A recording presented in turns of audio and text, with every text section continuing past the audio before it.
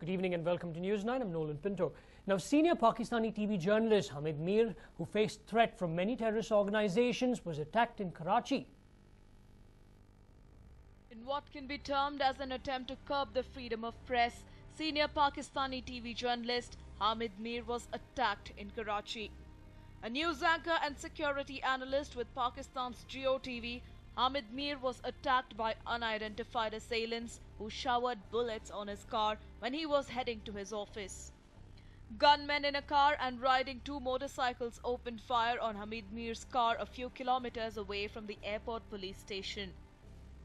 Hamid, who suffered bullet injuries, was rushed to a private hospital nearby and is said to be out of danger.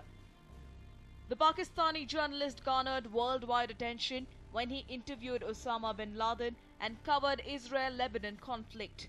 He has also been conferred with Pakistan's top civil award for his contribution to journalism. Hamid Mir was traveling to office from airport of Karachi, and he was on Sharai Faisal when he received bullets by a gunman and who shot four bullets on his car, and three were he received in his body. He is critically injured, and now he's in hospital. Although there was nearby a police station of nearby Sharai Faisal, the concerned Thana, but no police officer or the police men were available for the immediate rescue. But his own driver lifted him to the hospital, Aga Khan Hospital, that is nearby on that airport, and now he is in intensive care unit. The operation is underway. 3 bullets he received in his body, and doctors are saying that the one bullet is very critical, which he received upper half of his body. And although there are reports that there was only one person, but we have another information that it was a group of people who attacked over him, and they tried to kill him. But fortunately, his driver was very sharp, moved from that area and shifted him to the hospital. This is not the first time that Hamid Mir has been targeted. In November 2011, he escaped death when the bomb fitted to his car was discovered just before it was detonated.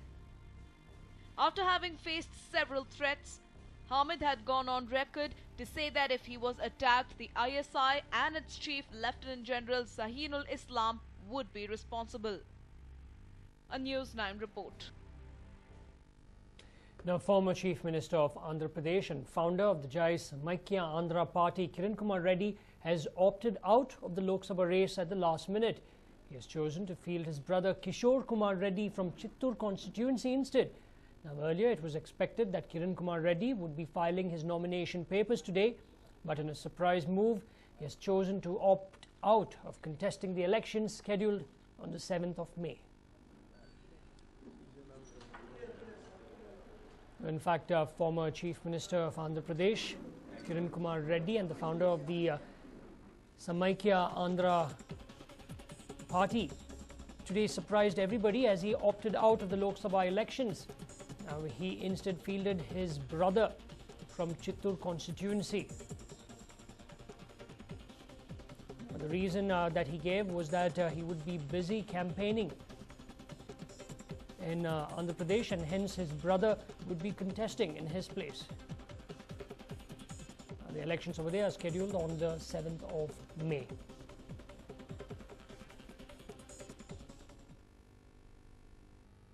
Now, after a hardline separatist leader Gilani dropped a bomb on the BJP, the Saffron Party has come out and demanded an apology from the leader. Question is, will Gilani's bomb destroy Modi's image in Jammu and Kashmir? April 18, 2014. Hurriyat leader drops a bomb. It was mere claim made by the Kashmiri separatist leader Syed Ali Shah Gilani, but his claim was enough to pose a threat to BJP's image and stand that they have always maintained on Jammu and Kashmir. Well, Gilani claimed Narendra Modi's two emissaries had approached him on March 22nd. The two representatives had reportedly sought his help to resolve the Kashmir issue. 22 मार्च को मेरे पास भी नरेंद्र मोदी की तरफ से 2 कश्मीरी पंडित भाई आ गए 22 अप्रैल को, तो वो 22 मार्च को तो उन्होंने कहा हमसे, वो कश्मीरी पंडित भाई थे, हमने उनका खैर मकदम किया। हमने उनसे कहा कि आप कश्मीरी पंडित हैं, आपको हक बनता है आप कश्मीर के बारे में बात करें, आप कश्मीर के बारे में मशवरे दें, आप कश्मीर के बारे में कहें कि आप क्या हल चाहते हैं मसले कश्मीर का। तो उन्होंने कहा कि हम उसी नीयत से आ गए। But Gilani supposedly rejected the offer of meeting Modi, thanks to Modi's RSS background and also the Godhra taint. तो हमने उनसे कहा कि देखिए नरेंद्र मोदी साहब के बारे में जो कुछ आप कहते हैं कि वो कश्मीर के मसले में कोई मददगार बनेंगे, मैं आपसे ये कहूँगा कि वो आरएसएस का आदमी है। आरएसएस में वो एक उस आइडियोलॉजी का वो अलंबरदार है और उस आइडियोलॉजी पर उसने हलफ लिया है।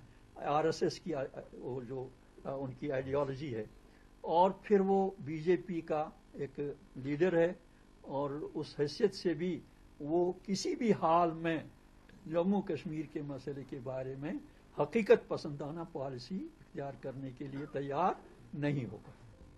Gilani also claimed Modi had sent his representatives to other separatist groups in Kashmir, putting BJP in a spot of bother.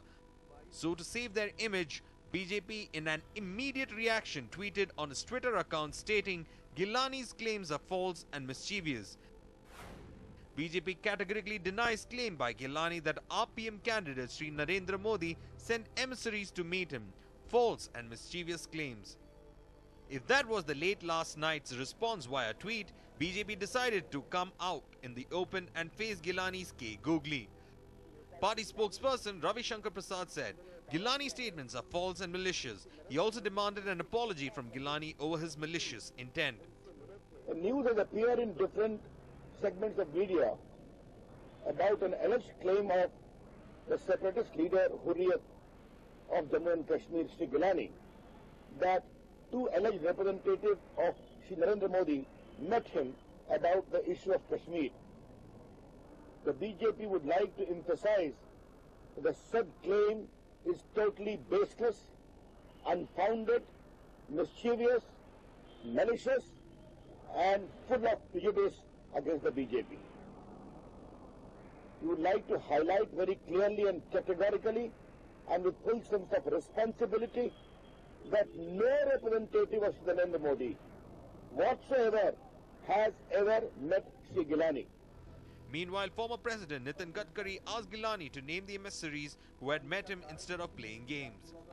दो लोगों को उन्होंने भेजा ऐसा उन्होंने कहा।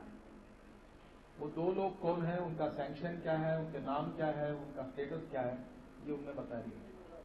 While BJP is fighting it hard to safeguard their prime ministerial candidate's image, Congress has demanded a clarification from Modi. They have even termed Gilani's claims involving Modi as a complete shocker.